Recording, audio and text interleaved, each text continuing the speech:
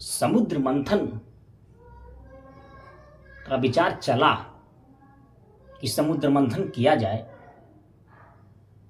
और इस समुद्र मंथन है क्या? देवताओं ने और असुरों ने मिलकर कहा चलो जो समुद्र में चीजें उसे निकाल लिया जाए। और आपको पता होगा कि जब समुद्र मंथन हुआ तो समुद्र से 14 चीजें निकली, जो इस प्रकार से है। सबसे पहले निकला हलाहल विष, उसके बाद कामधेनु गाय, उसके बाद उच्चैःश्रवा नामक एक घोड़ा निकला, फिर निकलता है ऐरावत हाथी जिसे इंद्र ने ले लिया, फिर निकला कौस्तुभ मणि, फिर निकला कल्प वृक्ष, उसके बाद रंभा नामक एक अप्सरा निकली, उसके बाद देवी लक्ष्मी निकलती हैं, उसके बाद वारुणी अर्थात शराब, फिर चंद्रमा निकला, फिर पारिजात वृक्ष निकलता है, उसके बाद निकलता है पांच जन्य नामक एक शंख, जिसे जो भगवान श्री कृष्ण के पास स्वतः चला गया। उसके बाद भगवान धन्वंतर स्वतः अमृत का कलश लेकर निकलते हैं। ये 14 चीजें समुद्र मंथन से निकलती हैं। क्या आपने कभी विचार किया कि पहले विष ही क्यों निकला, या फिर कामधेनु गाय क्यों निकली, क्यों नहीं पहले अमृत निकल गया? सबका एक क्रम था। क्या सबसे पहले शराब ही निकल जाता, पी पा के छुट्टी, उसके बाद समुद्र मंथन की आवश्यकता ही नहीं पड़ती? इसका कारण है, सबसे पहले जानते हैं समुद्र मंथन अर्थात मूलतः अपनी आत्मा का मंथन है। अगर विचार किया जाए तो समुद्र मंथन का अर्थ होता है अपनी आत्मा का मंथन। आत्मा मतलब परमात्मा यानी समुद्र, और हम क्या हैं? उस समुद्र की एक छोटी सी बूंद है। अगर हम अपनी आत्मा का सही तरीके से मंथन कर लिए तो ये 14 रत्नें जो समुद्र से निकली हैं स्वतः हमारे हृदय से निकलेंगी। इसके लिए हमें अपनी आत्मा का सही से मंथन करना होगा।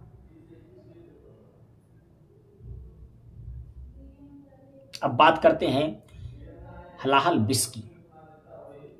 जो समाज है, समाज में जो अफवाहें हैं, कलश है, द्वेष है, एक दूसरे के प्रति जो गलत भावनाएं हैं, ये एक विष है, एक विष की प्रकार का है।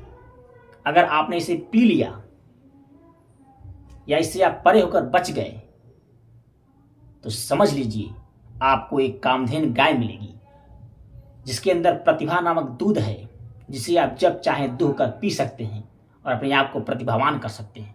लेकिन जब आप इस समाज के अफवाहों से, गलत रास्तों से, द्वेष से अपने आप को बचा लेंगे, तब जाकर के आपको एक प्रतिभावान गाय मिलेगी जिससे आपको वो ताकत वाली दूध मिलेगी जिससे अपने आप को एक गति प्रदान करेंगे, जैसे उच्चैःश्रवा नामक घोड़ा का गति था। ये सब का क्रम है। आप विष से बचें, आपको प्रतिभा नामक दूध मिला, उसको पीकर अपने जिंदगी के रेस को आप उस घोड़े की तरह कर लिए जो घोड़ा समुद्र मंथन से निकला था, यानी उच्चैःश्रवा नामक घोड़ा। जब आप घोड़े पर सवार होकर दौड़ेंगे उसके बाद आपको हाथी की सवारी करने को मिलेगी। आपको पता होगा कि पहले जब गांव में हाथियां आती थी, लोग उन्हें प्रणाम करते थे, गणेश जी प्रणाम, गणेश जी प्रणाम। कोई खाने के लिए एक देता था, कोई पैसा देता था, तो बड़ी पूजा पाठ होती थी, हाथी की पूजा होती थी। और जो कुत्ते होते हैं, आपको पता होगा कि हाथी के आने से सिर्फ कुत्ता ही भौंकता है, बस उसे भी प्रॉब्लम होती है कि इसकी इतनी इज्जत क्यों है। जब आप प्रतिभावान दूध पीकर एक घोड़े की तरह दौड़ते हुए आगे बढ़ेंगे तो आप उसी हाथी की तरफ पूजे जाएंगे जिस तरह कभी हाथियां पूजी जाती थी। उसके बाद जब आप समाज में इतना कार्य कर लेंगे तो आपको आपके सर पर, आपके मस्तक पर वो मणि मिलेगी जो भगवान विष्णु के सर में जड़ी होती है, कौस्तुभ मणि। उस मणि को आपके सर पर सजाने को मिलेगा। इतना करने के बाद, इतना जब आप महान हो जाएंगे तो आपको कल्प वृक्ष का दर्शन होगा। कल्प वृक्ष अर्थात आप जो सोचेंगे आपको स्वतः मिलता चला जाएगा। आपने सोचा कोई कार्य तुरंत पूरा होगा। कल्प वृक्ष के समान आपकी सोच हो जाएगी। जब इतना आप अपने आप को बचा लेंगे तब जाकर निकलती है रंभा नामक अप्सरा। ये रंभा नामक अप्सरा क्या है? मोह। सब चीजों का लोभ करने के लिए अप्सरा निकलती है।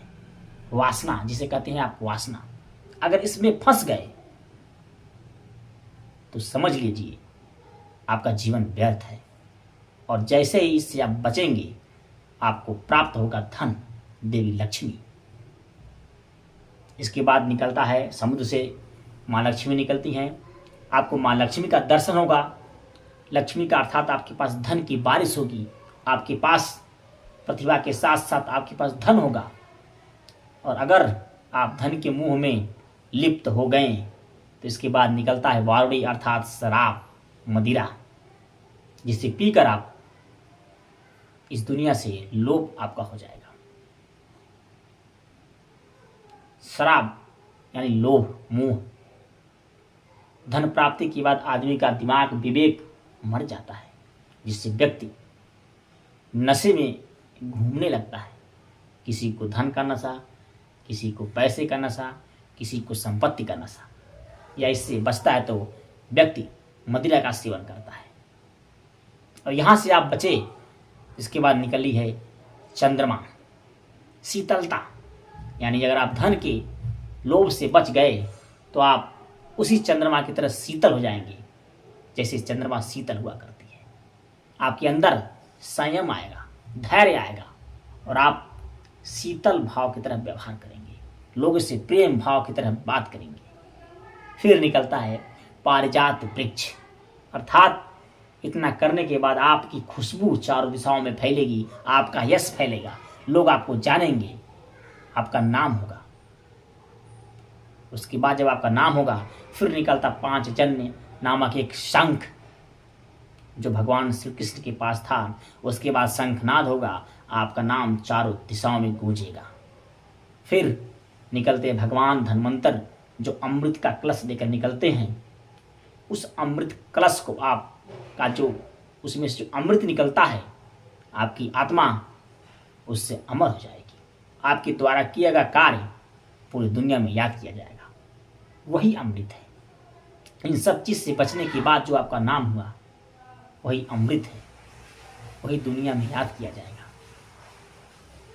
कहा जाता है, कहते हैं लोग कि अपने आप को हम बचाए कैसे। अरे अभी आपने रामायण पढ़ी कहाँ, महाभारत पढ़ी कहाँ?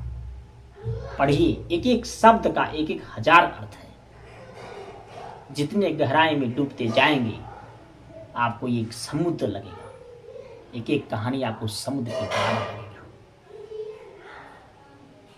तो जो समुद्र से 14 रत्न निकले थे वो आपके शरीर से भी निकल सकता है, लेकिन अपने आत्मा का मंथन सही तरीके से करना होगा। जय श्री राम, जय श्री कृष्ण।